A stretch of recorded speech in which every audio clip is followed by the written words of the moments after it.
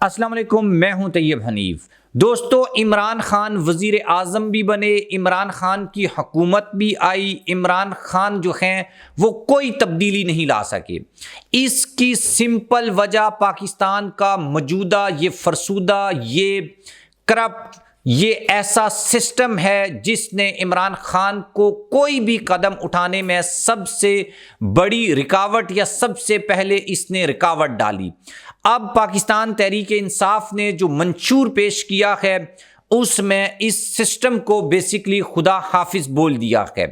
ये system basically किस तरीके से इमरान खान ने इसको एक्सपोज किया और ये कैसे ये सिस्टम जो है बेसिकली कैसे इस पूरी जो बर्बादी है इसकी सबसे बड़ी जड़ है, और इस सिस्टम में किस तरीके से लोग प्राइम मिनिस्टर को या सदर को ब्लैकमेल करते हैं, और ये ब्लैकमेलिंग का जो पूरा सिस्टम है अब ये ख़त्म होने जा रहा है। और इमरान खान ने इसका ग्रीन सिग्नल दिया है और मंशूर में ये लिखा है कि हम बराए रास्त अवाम जो हैं वो मुंतखब करेंगे वज़ीर आज़म को। ये मेरे ख्याल में पाकिस्तान की मौजूदा जो तारीख है 20-30 साल की, उसमें सबसे बड़ी डेवलपमेंट है। और वैसे तो प्लान्स में मंशूर में बड़ी चीज़ें हैं, लेकिन ये दो जो पॉइंट्स हैं ये बहुत ज़्यादा इम्पॉर्टेंट हैं। आप मेरे चैनल को सब्सक्राइब कर लें, बेल आइकन को प्रेस कर लें। जो लोग हमें फेसबुक के ऊपर देखते हैं वो वीडियो को लाइक और शेयर ज़रूर किया करें, और स्पेशली आप हमारे व्हाट्सएप चैनल को ज्वाइन करें जिसका लिंक जो है वो डिस्क्रिप्शन में मौजूद है। सबसे पहले मैं आपको फ़र्क बता देता हूं कि पार्लिमानी सिस्टम क्या होता है और प्रेसिडेंशियल सिस्टम क्या होता है।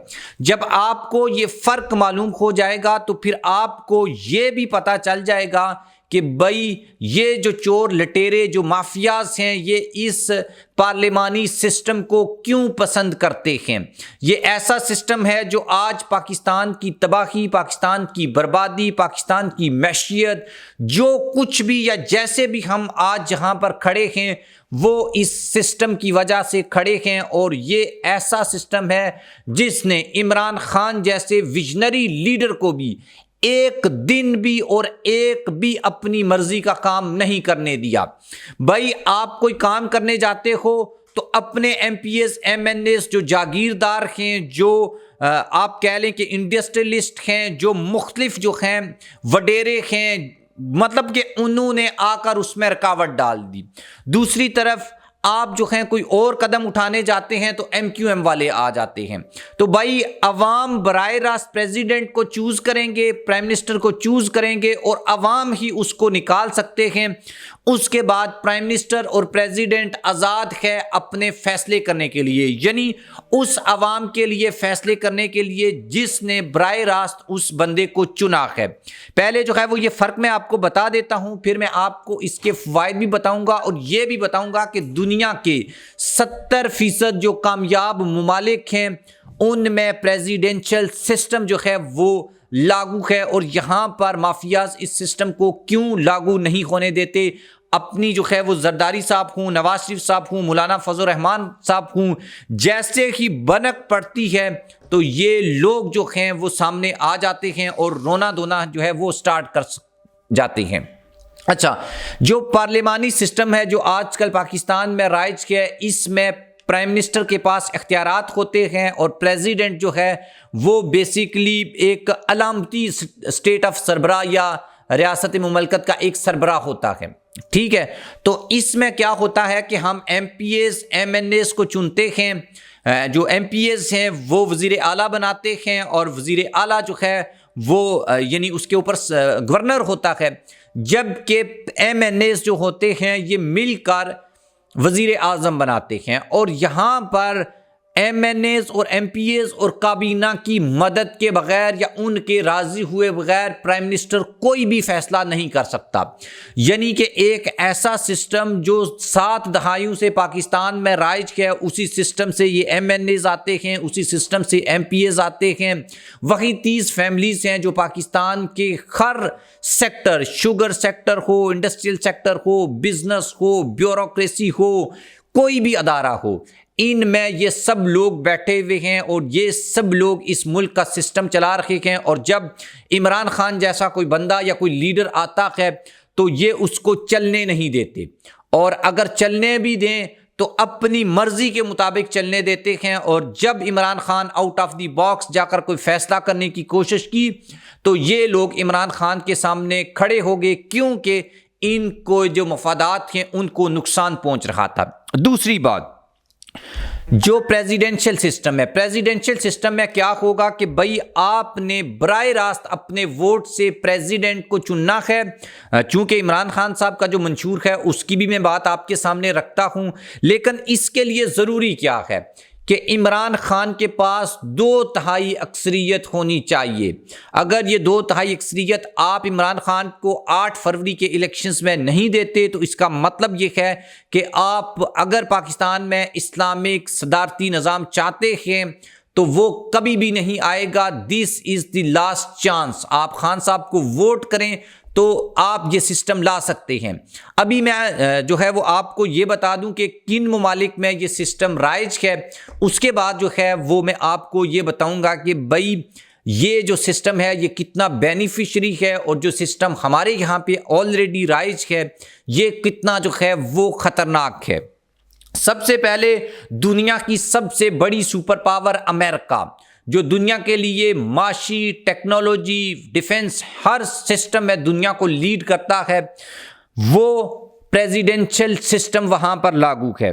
फ्रांस, दुनिया की बड़ी सुपर पावर और यूरोप की स्पेशली सबसे तगड़ी माशी ताकत फ्रांस जो है उसमें भी प्रेसिडेंशियल सिस्टम है।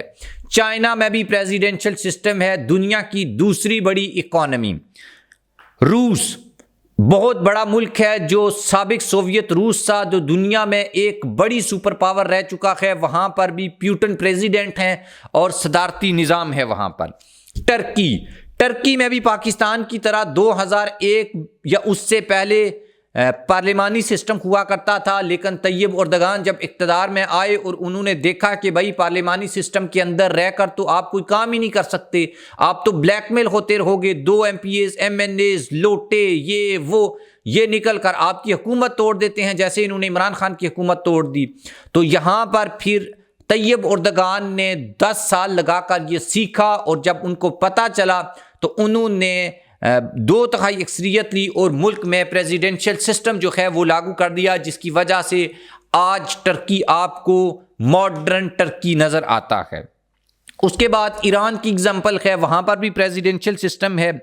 मलेशिया जो है वहाँ पर भी प्रेसिडेंशियल सिस्टम है, और तकरीबन दुनिया के जो 70+ ममालिक हैं, या 70% जो ममालिक हैं और कामयाब ममालिक हैं, इन सब ममालिक में प्रेसिडेंशियल सिस्टम लागू है। और इसी प्रेसिडेंशियल सिस्टम के समरात हैं कि ये मुल्क आज तरक्की कर रहे हैं। और ये वो ममालिक हैं जो पहले जहाँ पे पार्लिमानी सिस्टम बेसिकली फेल हो चुका था, और उसके बाद उन्होंने इस सिस्टम को ज्वाइन किया है।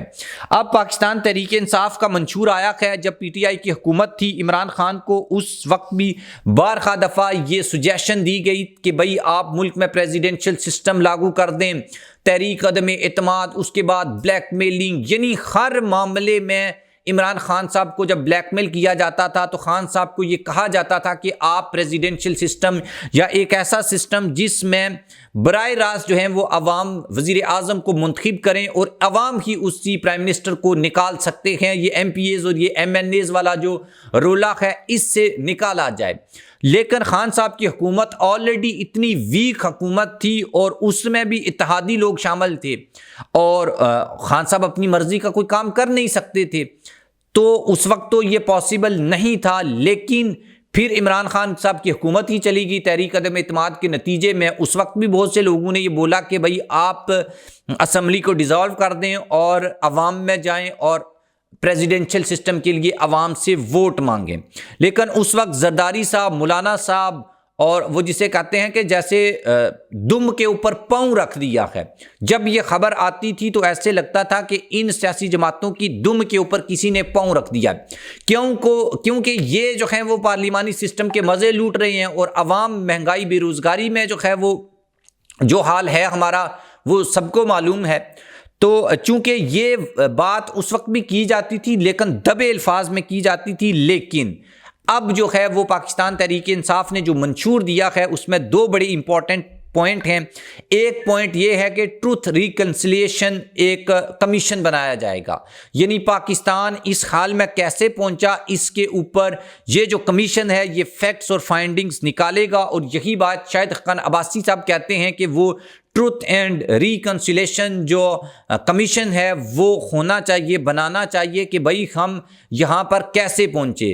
वो एक शेर है मेरे माइंड में आ रहा है कि पता नहीं, अगर मेरे माइंड में आ जाता है तो मैं आपको फिर वो बता दूंगा कि वो बेसिकली इस तरह था कि काफ़िला जो लुट गया है इसमें राहज़नू से गिला नहीं, मुझे तेरी रहबरी का सवाल है।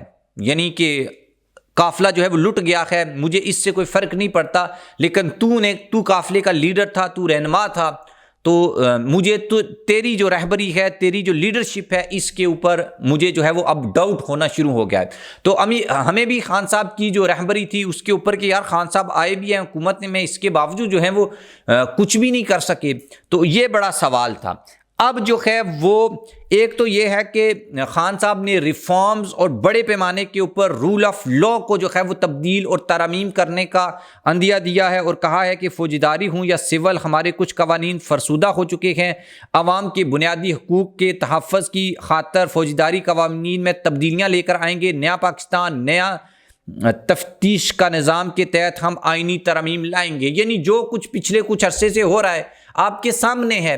और भाई अगर यानी कि यहाँ पर क्या है कि कोई किसी को उठा के ले जाए, कोई पूछने वाला नहीं है।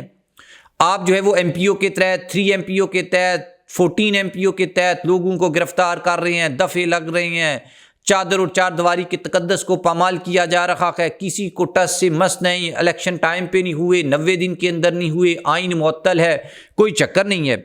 जबकि इमरान खान साहब ने जो सबसे बड़ी बात की है वो ये है कि आइनी तरमीम करके वज़ीर आज़म को बराए रास्त मुंतखब कराने का तरीक़ाकार लाया जाएगा। मतलब आप किसी MP MNA को वोट नहीं देंगे बल्कि आप सीधा इमरान खान को वोट देंगे और इमरान खान आपके वोटों से मुंतखब होकर आएगा।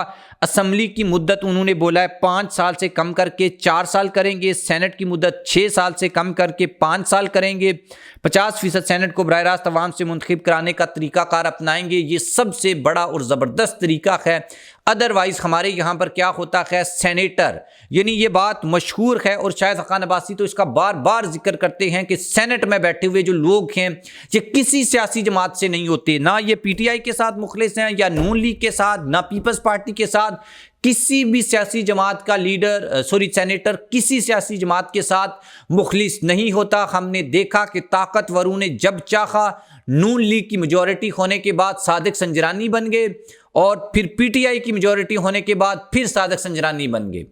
मतलब ये कि भाई वो टोटल जो है वो बकाऊ माल होता है, अपना जो पैसा है उसके बलबूते के ऊपर आकर सेनेट में बैठ जाते हैं। और अभी तमाम सियासी जमातें रो रही हैं, लेकिन इस सब के बावजूद 3 दफ़ा सेनेट में इलेक्शन को डिले करवाने की करारदाद मंजूर हुई है और कोई भी सियासी पार्टी इसको ऑन नहीं करती। सब जो हैं वो चाहते हैं कि हम वक्त के ऊपर इलेक्शन चाहते हैं, लेकिन सेनेट के ऊपर जो है वो करारदाद के ऊपर करारदाद जो है वो मंजूर हुई जा रही है। तो इससे आपको अंदाज़ा हो गया होगा कि ये जो सिस्टम है ये कितना नकारा और कितना ऐसा सिस्टम है जहाँ पर प्राइम मिनिस्टर को जो है वो ब्लैकमेल किया जाता है।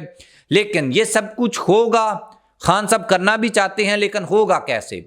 इसके लिए आइनी तरमीम लानी पड़ेगी और आइनी तरमीम लाने के लिए आपको या खान साहब को 2/3 मेजॉरिटी की ज़रूरत है और इन्वायरमेंट भी है, वक्त भी ऐसा है, हालात भी ऐसे हैं, PTI मोबिलाइज भी ऐसे तरीके से है।